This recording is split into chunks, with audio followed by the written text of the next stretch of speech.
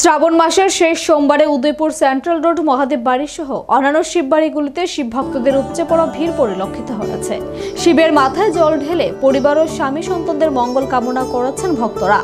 আজ ছিল শ্রাবণ মাসের শেষ সোমবার। মধ্যরাত থেকেই শিব ভক্তরা ভার নিয়ে ছুটে চলেন উদয়পুর মাতাবাড়ি কল্যাণসাগর দিঘির ঘাটে।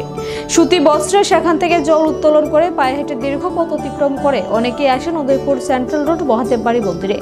যুবক যুবতী, তরুণ তরুণী, পুরুষ মহিলা সব অংশের মানুষ এদিন শিব মন্দিরগুলিতে দীর্ঘ লাইনে দাঁড়িয়ে শিবের মাথায় জল ঢালতে দেখা গিয়েছে। ধর্মপ্রাণ মানুষের বিশ্বাস, শিবকে সন্তুষ্ট করতে পারলে পারিবারিক জীবনে এবং স্বামী সন্তানের মঙ্গল হবে। সেই প্রত্যাশাতেই সেই ভক্তদের এই পূজার্চনা।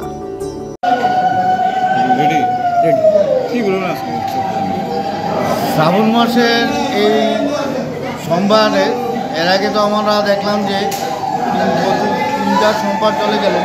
ঠিক এইভাবে শ্রাবণ মাসের সোমবারে প্রতি সোমবারে খুব ভিড় হয়, মানুষ শিবকে স্নান করা।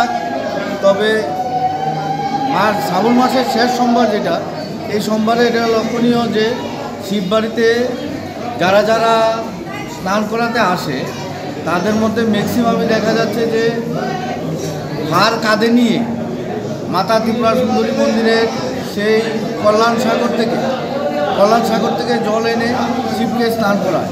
এটা অনেক বছর যাবৎ এখানে চলে আসছে, দিন দিন যাবৎ সংখ্যা বাড়ছে এবং আজকে দেখা যাচ্ছে ভোর 4টার থেকে বিরাট ভক্তের সমাগম এখানে।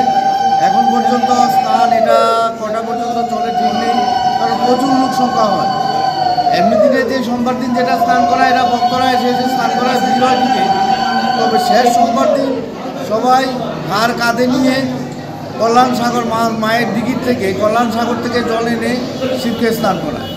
সেই জন্য দেখা যায় যে প্রতি শ্রাবণ মাসের সোমবারে লাস্ট সোমবারটা এরকম একটা যাত্রী ভক্ত সমাগম প্রচুর পরিমাণে হয়।